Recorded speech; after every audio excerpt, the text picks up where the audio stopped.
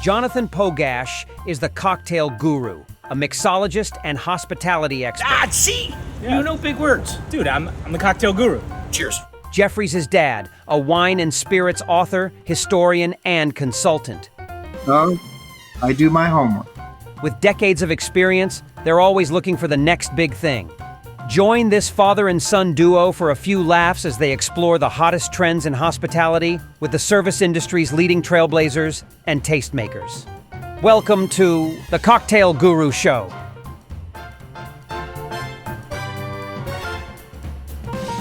We've talked about bar ownership before a fair amount, Dad, right? Yes, we have, but it's a very dicey sort of topic. I know. You've said it's something I would never want to do professionally. I've never wanted to own a bar. Right. And if people ask me, if they have asked me, should I open up a restaurant or a bar? Mm-hmm.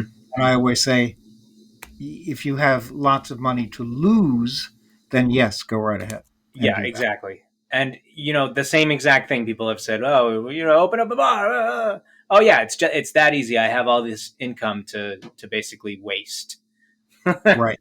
Because there's so much time, effort, and money mostly. I mean, for us, that's what we keep coming back to, right? Yeah, exactly. And I found this incredibly interesting book. Oh, called, I can barely see it. Just tell us what it is. No, tell me what it is. The Publican and Spirit Dealer's Daily Companion. Yeah. Or Plain and Interesting Advice to Wine Vault and Public Housekeepers. Okay. And it details health, comfort, and satisfaction of their customers and society at large. So how to run a bar, how to run a restaurant or a hotel, or yes, how to run a restaurant, hotel, bar, and the pitfall. I wrote an article based on this book called "The Pitfalls of the Pub," pitfalls of pub ownership, and it's quite interesting because many of the issues that they were dealing with in 1803, bar owners have to deal with today as well. Yeah. Well, let's go ahead and get to our guest then, shall we? Let's do that. We have a lovely young lady by the name of Alba Huerta. Alba Huerta is the proprietor of Julep, a fantastic bar, which I would say is a bar that it's a down-home cocktail bar. That's how it's been described. Down-home cocktail bar with an array of cocktails from the South and a laid-back vibe. And I want to go. I want to be there. I need a laid-back vibe, and I desperately need some cocktails. And they have some of my very favorites, like the mint julep. Of course. Because the name of the bar is Julep Bar in Houston, Texas. And Alba Huerta is the proprietor of that bar. We are thrilled to have her as guest on the fledgling The Cocktail Guru show. The podcast has been around for a while. The show has not. So that's right. Welcome. Hi. Thank you so much for having me. This is so exciting. I loved every minute since we started getting on screen. Jeffrey, you're always welcome here, by the way. We've been around for 10 years now. Come and see us, and we'd love to have you, maybe put you behind the bar for a minute and see what can be done there. Whoa. I will. I haven't been to Texas. You might be sorry. In 10 years. Alba, you might be sorry that you just suggested. We're here to help.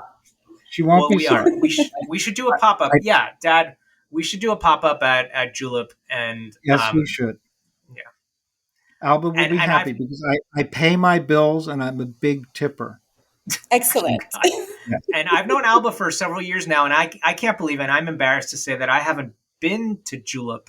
But I know that Alba and I have coordinated on so many things throughout the years anyway.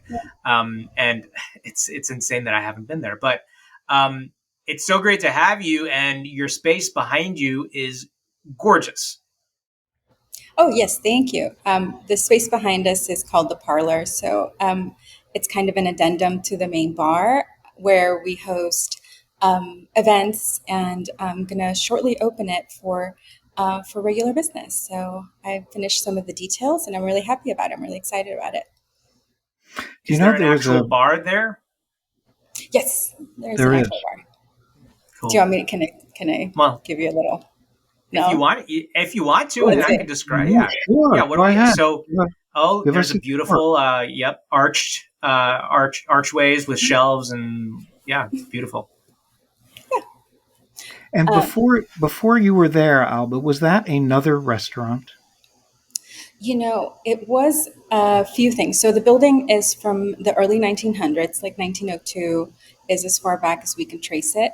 And it was for a very long time a uniform factory. And from like the 70s to like, I don't know, maybe early 2000s or something close to that. It was then a wine bar. And when I took over the lease, it was actually, I guess, a nightclub because there were cabanas inside the bar with like drapery, and it was a very interesting place.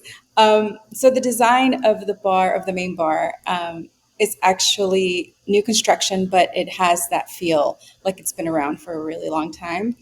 Um, and the space that we're sitting in used to be the loading dock for the uniform factory. So trucks would enter from the back and then get loaded up and exit through the front as they would pick up their shipments. So the space, the building is beautiful. It's absolutely stunning. And just adding, it needed a little bit of work, but it's overall such a great shell, such a great structure for building beautiful spaces. I ask because it reminded me of a restaurant I used to go to often in Houston called Mark's, which Oh yeah, doesn't exist anymore. Yeah, it was a no, great restaurant, and it had a similar look to it. yeah, Mark's Yeah. is a staple in our community. Oh, is it still there?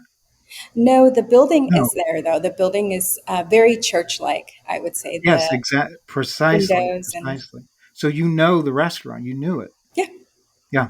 Well, it was a great spot. I did quite a few events there, as a matter of fact. So amazing. this is very exciting in many, many ways. I guess we have to find out more about the bar, but I need some time at some point to go over all of the accolades that Alba has received over the years. But that's might take too long. Might do that at the end. I'd rather hear more about the bar and the cocktails that you have. Well, Like, even before we talk about the bar and the cocktails and the accolades, I would like to know. We always like to go into kind of the origin story of people and within the hospitality world. So, did you grow up in hospitality, or did you go to school for something else, or how did you get into it? I started bartending in 1998, and I got into bartending because I had maxed out a credit card. And I'd never had a job before, and I also had never had a credit card before. So I started bartending at a bar where my roommate was cocktail serving, and I wasn't old enough to drink at the time because in Texas you can serve at the age of 18, but you can't drink until you're 21. So I would go and drop off her books during the shift so that she could have something to study, and I was there on one of those occasions where a bartender stormed out and was like, I'm out of here, blah, blah, blah. Um, and happened to be walking in like super smiley with these books because I had to be overtly friendly, knowing that they at some point were going to be like, you got to get out of here. You're not old enough to be in here. So I'd always walk in and be super friendly. I'm like, hi, how are you? Good to see you. Hi, it's nice to be here. Yeah, yeah. How are your kids? How's your wife? And that demeanor, that is what asked Peter to give me a job. And he was like, you're working here. He was furious. Whatever interchange he had with the bartender that walked out, he was livid. And he's like, you are gonna work here. And I was like, okay, I'm gonna work here. Which worked out great because I needed to work. And I was very, very green, very new. I remember, I mean, we had a jigger system, so we were supposed to measure out like our highballs were like an ounce and a quarter at that time. Um, and I just remember like pouring a bottle of Crown Royal and just being like, this is so awkward. And the jigger was like tilted, and I could see the liquid just coming out the other side. Um, and they accepted me, and they were like, okay, we can work with this. They're like, that's not too bad, we can work with this.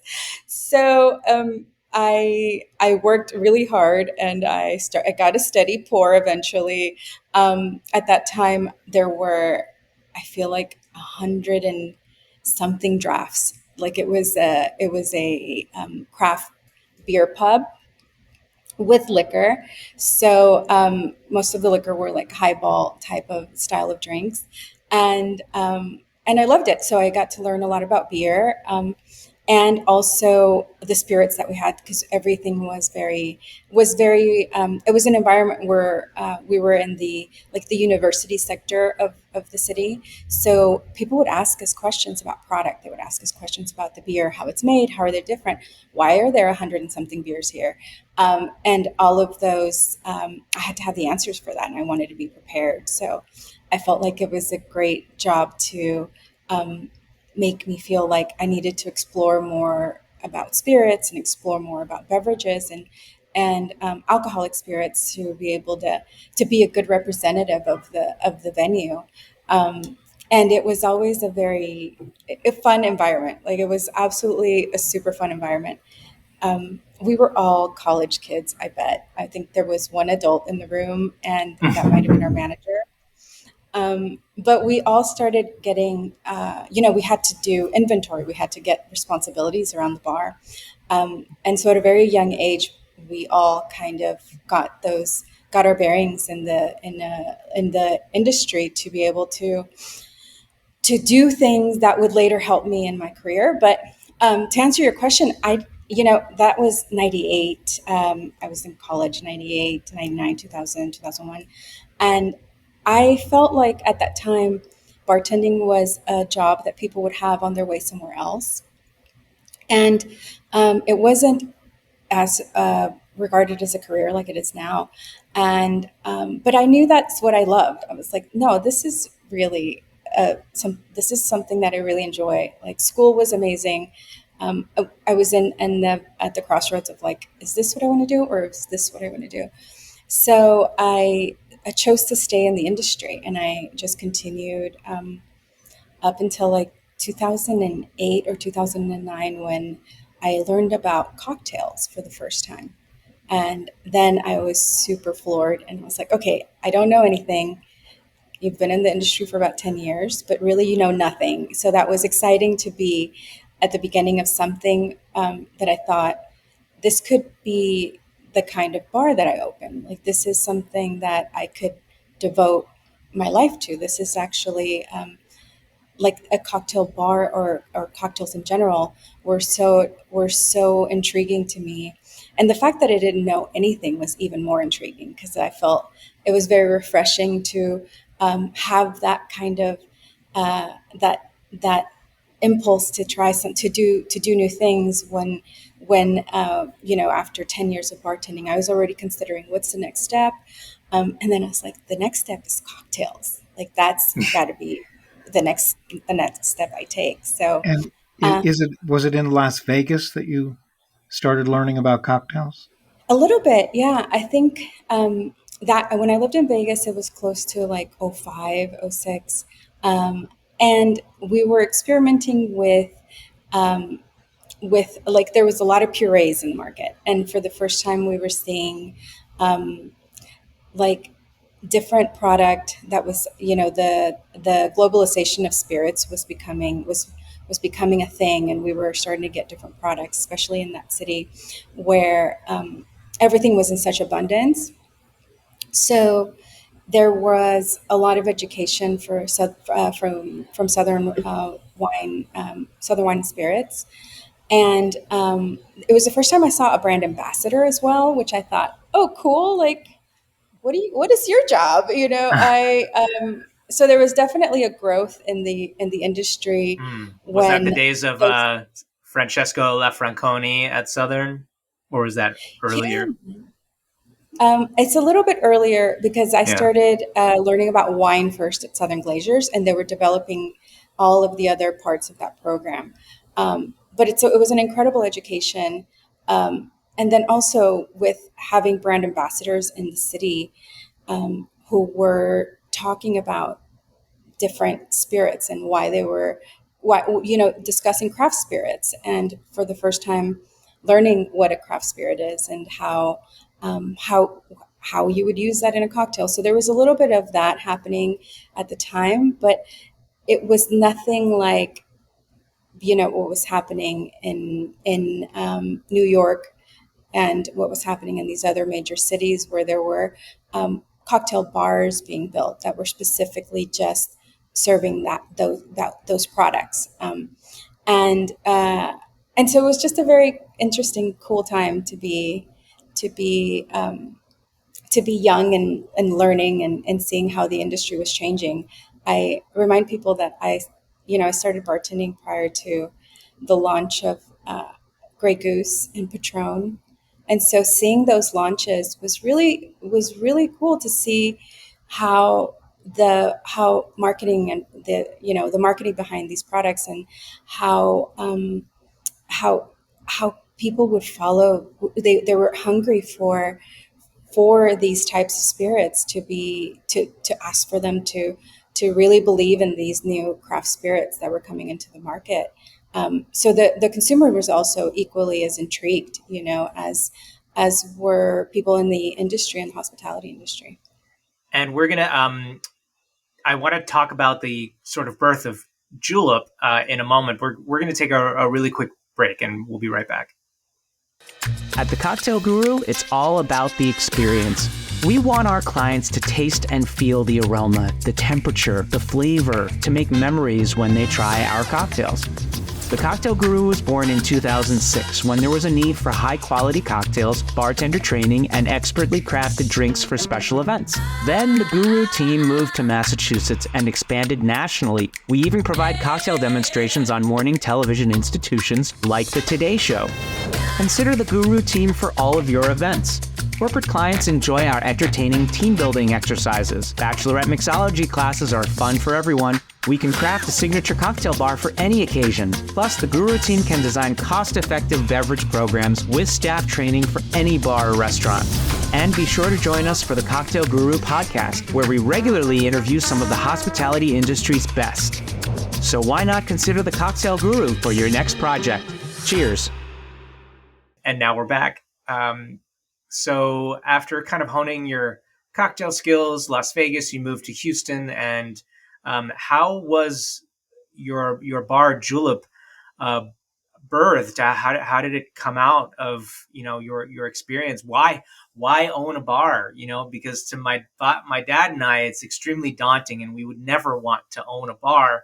But you seem to do it in an excessively enthusiastic and exceptionally successful way, which I think is rare in the industry, because you obviously see so many places open, so many places close, but you are fulfilling, I guess, what a dream of yours was. So, how did that come about? So I moved back home during the recession when everyone was losing their homes. There was very little work in Las Vegas, and I moved home because Texas did not feel that recession as hard as other places. And when I got here, I thought, okay, well, I'll be around for a little bit, and then I'll probably move somewhere. I had a job offer in San Francisco, and it's like that seems like a good idea. But once I got home, I feel like Houston is where my family is, and it's also the connections that I made here in the industry and the friendships that I have are still some of the most important ones in my life. And I just felt like, maybe I should stick around and see. The industry was a little bit different.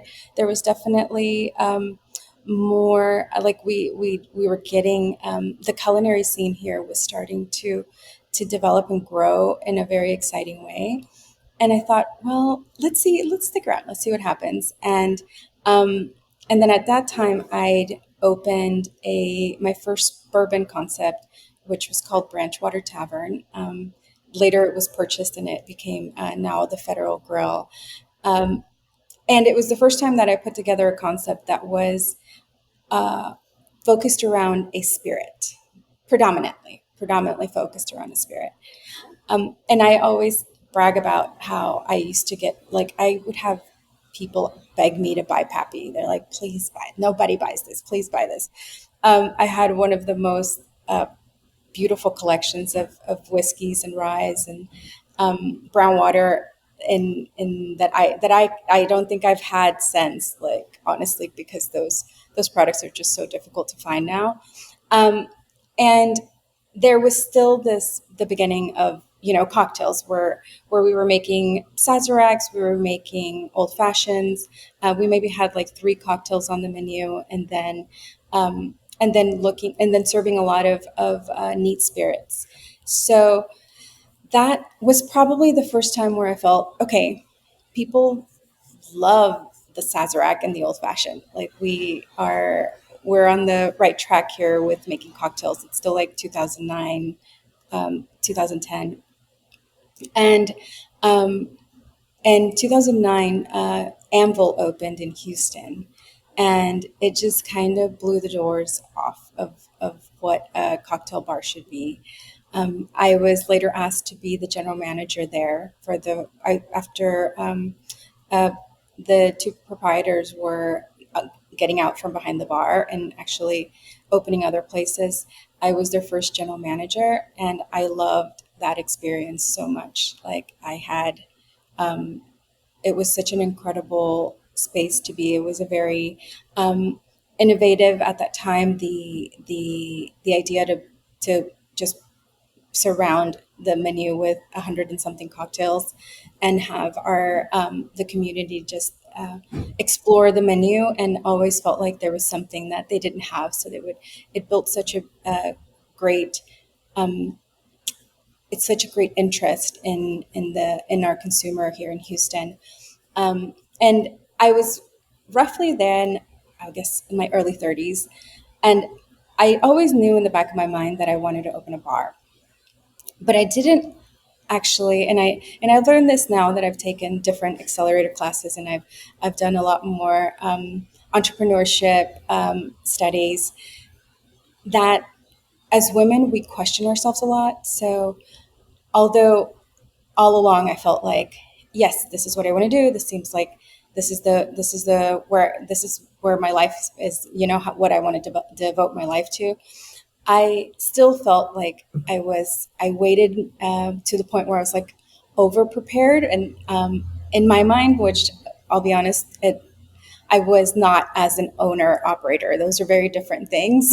To be over prepared as a bartender and feel comfortable in your skills is a very different domain to being an operator and being an owner. Those are really far apart from each other. So you're not necessarily wrong in feeling like you don't want to open a place. Like, that's okay. That's understandable. Whenever someone asks me for advice about opening a restaurant and bar, I say, don't. That's my don't. When somebody asks me, I ask them if they want to buy mine.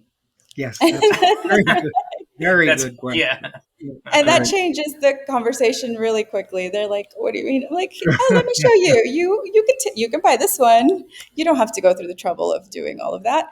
And I think that really sets the sales in another direction. And that's not my intention. It's more to be very transparent. That, yeah, it is a it's quite a task, and it's completely changed me as a person, and as as an operator, and as the way that I I live my life, because there's an enormous amount of need that the business has and that the bar has. And So another thing is how has it how has it changed you as a person? Is it like having, I mean, what is it like having a child? Probably, I don't have children, but it's Yeah. probably like that in the Yeah. sense of the way your schedule is. My schedule is, it's very set, and I wake up at a certain time, and there's a lot of things that are going to happen every week for the rest of the business's life, right? So, I went to, for example, I went to La Perla's 25-year anniversary in Paris with Thomas Estes. And it was their 25 year of being open. And he's like, "Hey, let's meet for lunch." And I was like, "Okay, great, let's meet for lunch." So I show up to the bar, and he was checking over. He was running like a PMix report of some sort, and I just remember thinking, "Oh, this is forever."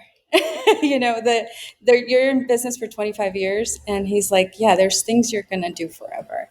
The late Tomas Estes was a great mentor to me, and I got to have that to reckoning of like, okay, well, for the lifetime of this business, these are things that I'm going to have to do regularly to be able to keep a healthy business.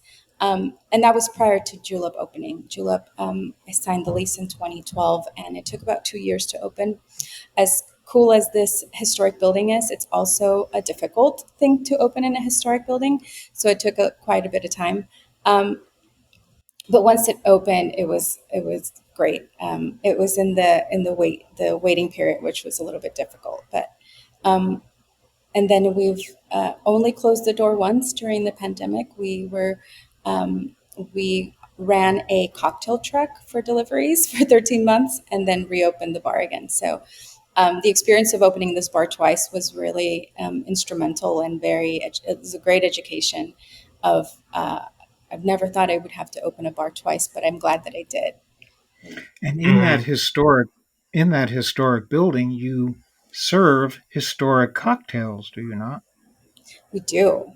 We Yes, do. cocktails like the Mint Julep, the Hotel Nacional, the Daiquiri, the Hemingway Daiquiri, the Mojito, one of my favorites, the Queen's Park Swizzle, and also one of our tiki favorites, the Missionary's Downfall.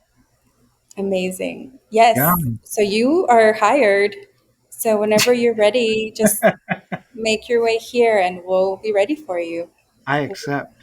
Excellent. We're waiting for Thank you, Jeffrey. you. Thank you, The Alma. I feel like the space, so the parlor, which is where I'm sitting at today, there's a conversation in cocktails that's happening of new modern techniques for to add flavor to cocktails to create cocktails with.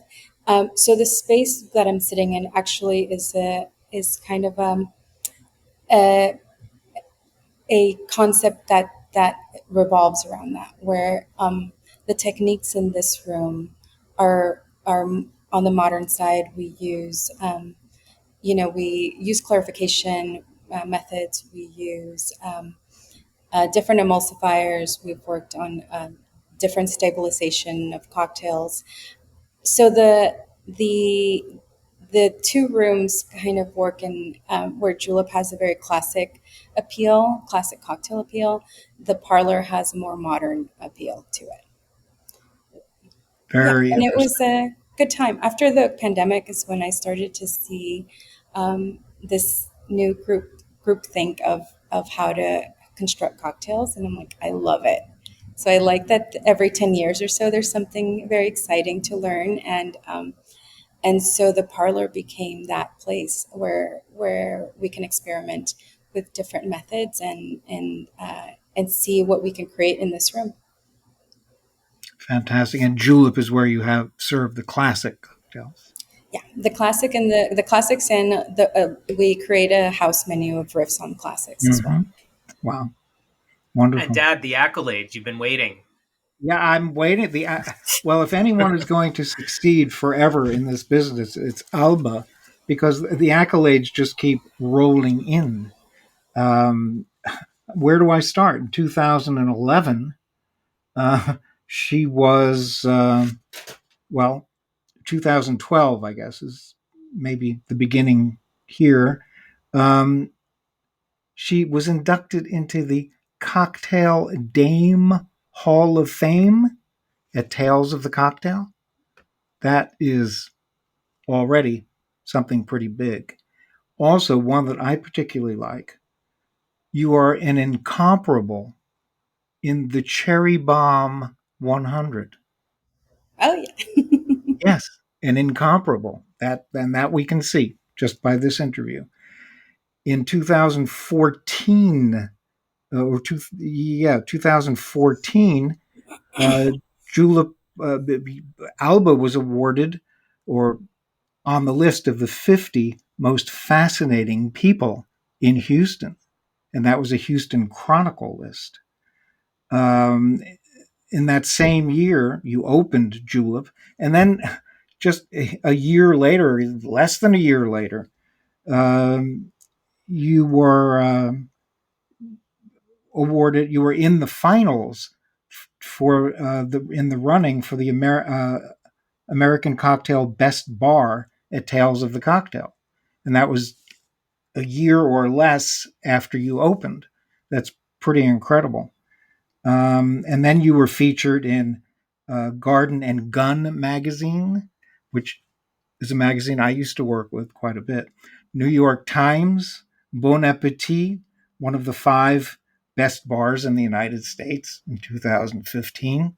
And that, again, just a year or less after you opened. 2017, Esquire, one of the top 24 bars in the United States. Also, Food and Wine magazine, one of the 10 rising star female mixologists, Alba Huerta. So I know there are. A Oh lot of yeah, and then accolades. in 2018 you wrote a book called Julep, of course. Yes. So there we have it. That's I'm probably missing one or two things, but that's already a very impressive list of accolades, and And I you're know just they'll keep. and you're just a great person, and you're just in general. I mean, I think in hospitality, you kind of have to have that mindset to make a business successful. And you've done a terrific job at that, and you're very influential in the industry, and kind of put Houston on the cocktail map, or has been very influential in putting Texas as a whole on the cocktail map. And we look forward to what's to come always with Alba Huerta. And we also look forward to our guest bartending stint in the parlor at some point coming up. We'll have to schedule that. But we always wish that we had more time to chat with our guests. But Alba, we appreciate you coming on, and thanks for giving us the rundown of how you got into this and the birth of Julep. And until next time. And let Thank me you so modify much. that accolade list a little bit by saying that Alba, in my book, is one of the 10 most fascinating people in the United States, not just in Wow. Jeffrey, Houston. you're hired, Jeffrey. We're on good terms here. Well, I spent You're my good. career in public relations, so I would love to do that with you in Houston. That would be I'll be fantastic. right there. You should know, Jeffrey, that we get accolades and it's beautiful and it's so well received. The Someone asked me recently about how do you stay grounded. And I'm like, it's really easy to stay grounded with a bar on your hands. Like in 2017, when we were part of the Esquire's U.S. bars, I was filming for Esquire, and then all of a sudden the AC went out. Like I heard it drop. I heard it go home, and I was like, oh no. About 15 minutes later, after the camera crew left, I was up in the attic and I was trying to figure out what went wrong or who I needed to call, and I was dusty. And I was like, yeah, this is the bar life. Like, you get beautiful accolades, people love your work, and then all of a sudden you got to get your hands dirty, and you just get it done. And so staying grounded is very easy when you have a bar in your hands to take care of. And also, Alba's success is due to another factor, which I forgot to mention because I've read about this. Everything that Alba does is done with great passion. That is a quote from one of your admirers. Oh, thank you so much. And I can see it's true. Well, thank you so much, Alba, for joining us. We appreciate it. Thanks. Bye. See you in Houston. See you soon. Yeah, Thanks, we'll see you soon. Bye-bye. Bye. That's a wrap. If you enjoy what we do, please rate, review, and subscribe to the show and our newsletter. To watch or listen to today's episode or to see the show notes, visit thecocktailgurushow.com. You can also follow us on Facebook, YouTube, X, Instagram, or TikTok.